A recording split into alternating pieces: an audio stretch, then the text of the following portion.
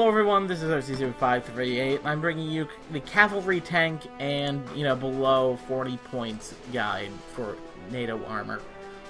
They're not really the best tanks that you're going to find in here. So there are some hidden gems, like this one, but there are others that are just abysmal.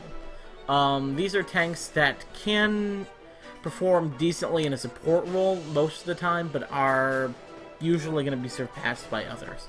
First, we have the AMX-13 FL-15, better than the AMX-13 Harpoon, in my opinion. This Netherlands version of the AMX-13 is excellent. Does a great job at killing off any, enemy units. Great support, good at killing off vehicles. So I definitely like the AMX-13 FL-15. The Harpoon is a spam tank, and I don't like it for that reason. The ATGMs are terrible. The gun is near awful. You have the NF1 machine gun, which is a machine gun, so that's fine. But, basically every tank in the game has that. The AP power is low. Only role I can see this doing well in is an anti-infantry role. And it can do that pretty well, actually. If you want to cover an open area on Paddy Field 1v1, use these things, and they'll give you a run for your money, because they can engage at close range, but at far enough away that basically most infantry carried weapons aren't going to be able to kill them. So yeah, that's the AMX-13s. This is kind of a, I don't know how to put this. This isn't really a tank. I feel like I don't feel like this is a tank because it has wheels on it. Makes it more of an armored fighting vehicle. Very good, AFV though. It does a great job at supporting units. Can definitely kill vehicles, and I'd recommend using this to kill transports. Put this kind of out in front of your forces, ahead of a motorized push. Park this, on a road, or not necessarily on a road, but an area watching a road where you can just pick off the enemy, units as they come by. Especially if the enemy's mechanized, you can throw a bit of a wrench in their plans, before they can really respond. The early AMX-30s are not really anything to marvel at, except for the AMX-30B2, which is actually pretty good. I've used this on Death Row. It's excellent at killing off vehicles, and because it's 40 points, I'm not to say I'd operate this inside of towns and spam them inside of towns, no, but put one of these guys kind of covering the outside of a town, or outside of the town area that you've just secured, and you can deal with enemy transports and such, and it does a decent job of that. These other ones though have heat guns. The AMX-30B2 is the first with a kinetic gun. These other two are terrible because they don't have kinetic guns. They just kind of fire and sort of do damage, but they don't really do enough to make them something I really feel the need to take. We have the early Centurions. These Centurions don't even bother. They really don't have much of a purpose. I mean, all these countries have better tanks than them. These early Centurions are worthless, in my opinion. They're spam tanks. They used to have a Centurion Mark V spam sort of thing that happened in Wargame, but they just aren't the best. They can take a hit from a lower end ATGM, but they won't be able to get away from a second one, and that makes these guys just 25 points to lose. So I really don't like them for that reason. Once again, another Centurion. Early Leopard, Leopard AS1. There's some other, the Leopard 1s. Just a normal Leopard 1, not 1A5 or anything. Just Leopard 1. They can do well inside a forest because they are cheaper. They do have a kinetic gun. So they can do pretty well there, but they are, they are weakly armored for 8 points. So that's an issue to keep in mind. Chieftain Mk2, for 35 points, this is okay. I may seem odd for me to say this after ragging on some of the other ones. This one is okay because it's good accuracy, decent armor penetration for a 35-point unit. Actually, considering it's a 35-point unit, 13 armor penetration is great. That's what the M1 Abrams has to put everything kind of back into comparison. Good HE power at 4, and you're looking at having good armor. The speed is an issue, but you're looking at a 35-point tank. The best way to use these is parking them along bridges and just having them snipe vehicles and transports that come by. They aren't going to kill, most enemy tanks if they're, being serious and they have a good armor selection. But they will do a decent job of fending off transports and other units. The M48 series is, part of the patent line. The M48, the South Korean M48A5SK, I believe, is decent. It's decent, but these just aren't worth it. They're just spam tanks, and I find them hard to recommend or even provide a place that they're useful. Once again, they're useful in forests, but they don't have enough ground range to really amplify their armor penetration by that much to make them useful. And I've just seen too many noobs spam these things because they think that they're okay, but they're not.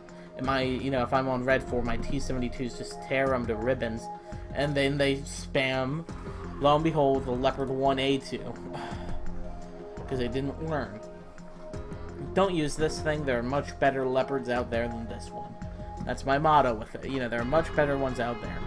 Only position I could see this doing is, once again, forest fighting. You could basically say that about most of these. Leopard 1 NO, same sort of deal. Leopard C1, this is actually decent because it's good armor, good accuracy, and it has some decent armor penetration at 12. So I can recommend this one. But once again, forest fighting. It's not going to cover much else.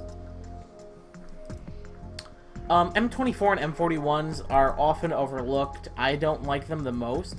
However, I've done some funny things with M24 chaffies. For example, playing on Wonsan Harbor with a couple of M24 chaffies in my Norwegian motorized deck.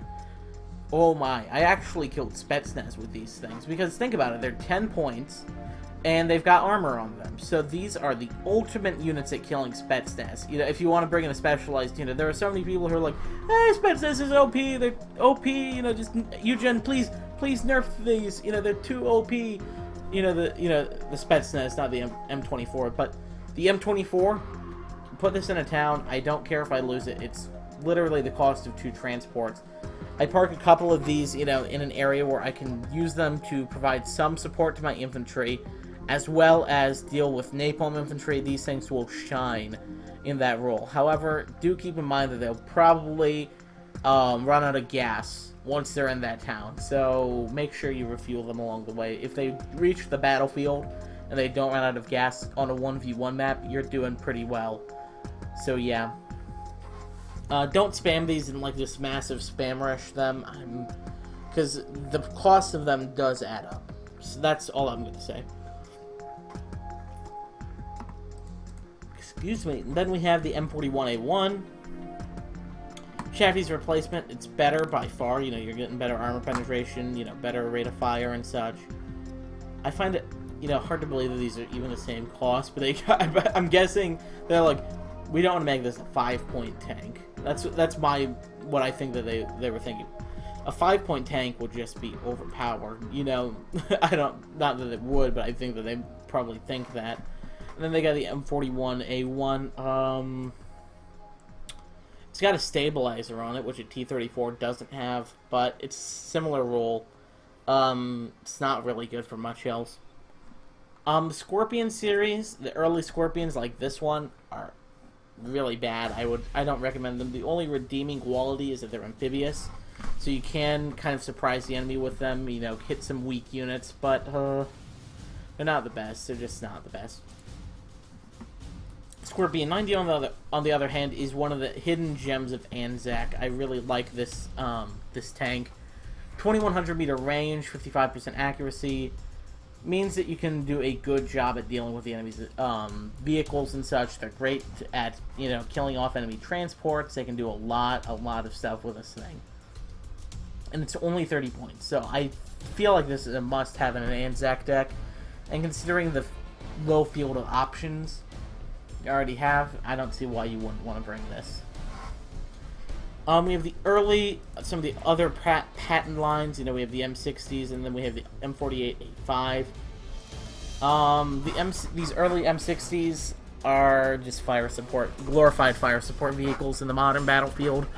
I don't like them that much. I don't feel like they have much purpose, to bring in a deck. Unless you want to put them, like, in a forest or on a ridge where they can, kind of kill stuff as they come by and sort of snipe, but they don't have the accuracy for it. So, yeah, I wouldn't recommend it. Then we have the Sheridan. Sheridan is a cavalry tank. It's not going to stand up to armor, but they can do kind of something in a town. Notice I say kind of something. They're not the best units. However, with 5 HE power, they make for sort of not a replacement for, but like an AVRE or a CEV. You can kind of use them in that role, but they're kind of not likely to make it out. These are better at killing, napalm infantry than the M24, than the Chaffies, but the Sheridan's much more expensive. Just keep that in mind, but it's okay, I guess, for some purposes, but please don't spam these. One of the few redeeming qualities about this is that it's amphibious, so you can surprise units, surprise your enemy. You can use it on gunboat reasonably well, especially if you're providing fire support against an enemy infantry group. You get 2 of these together, you are going to be creaming a lot of infantry all day. M8 HGS, my gosh, how many people overlook this unit? Oh man, it's so good. It is so good. I love this thing. You're looking at 2275 meter range, so max range for a 55 point unit is not bad. It's quite well. Does quite awesome in that regard. You're looking at 65% accuracy, 60% stabilizer, 17 armor penetration, and 13 rounds a minute rate of fire. Wow. This is great at dealing with enemy spam rushes. Combo this with an M1 IP Abrams, and you're going to be doing quite well for yourself. Quite well for yourself. And that's a fact. I mean, the M1 IP will take the heavy swings from an enemy tank. This thing is just going to constantly peck away at an enemy's armor if it's a heavy tank, or just totally cream enemy, enemy transports and such because of its longer range. And there are still more. Well, not really. You have we have the starships. Don't take these. Okay, now I tell you why you don't take these. I'm kind of a drop the mic moment. People use these things. I have no clue why. The only redeeming quality about the Starship E2 is that it has an autocannon, but it's not all that great. It's not accurate. And it's just, just avoid this thing like the plague. They're terrible, terrible, terrible tanks in the game. There's no really reason to take them, I guess, other than 5 HE power, but they don't have some of the other things that make, the Sheridan good. The Sheridan has a better ATGM. It has, the main gun, the same main gun, I might add, and it's amphibious. Plus, it's cheaper, so I'm more inclined to take a Sheridan than a Starship. And it's not really a good spaceship either. You can't take this thing to the moon. It doesn't work. It's a tank. Then you got the early Nanoyon Shikis. These are pretty decent still. The A is good at killing vehicles and supporting your infantry, while the, whoopsies, there goes my mouse, the Nanoyon Shiki C, on the other hand, is good at killing off cheaper vehicles because of its kinetic damage. You can do pretty well in forests with this thing because of that. Also, its high rate of fire makes it a true force to be reckoned with. Roshi Ichishiki, it's kind of like an M41, but it has more armor. I'm not even sure what this thing is, honestly. If someone knows what the Rochu Ichishiki is, like, seriously, I'd like to know, because I've never been able to figure out what this thing is. I'm like, is this an M41? No, this isn't an M41. What is this freaking thing? And I've never been able to really figure it out. It doesn't have, like, some of the other features that might make it seem like, some of the early, like, World War II tanks. I don't get what this thing is. So yeah, it's kind of just like an, more heavily armored version of a M41. But when we actually compare it to the M41, this has no stabilizer, and it's a lot slower. So where the M41 actually had some speed to it, the Roku Ichishiki just tosses all that out the window, so I'm not a big fan of it for that reason.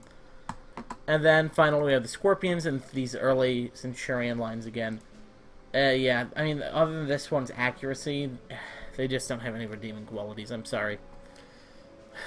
I just don't see the use for these things. And I hope people don't just take these and spam them, because they're terrible.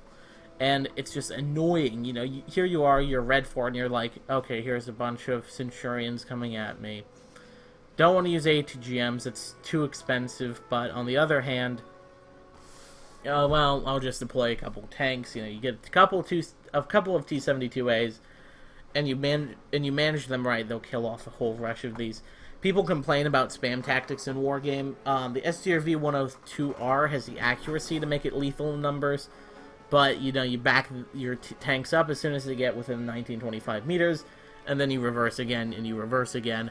And while you're giving ground to the enemy, albeit, you're doing a lot more damage with those 55-point tanks.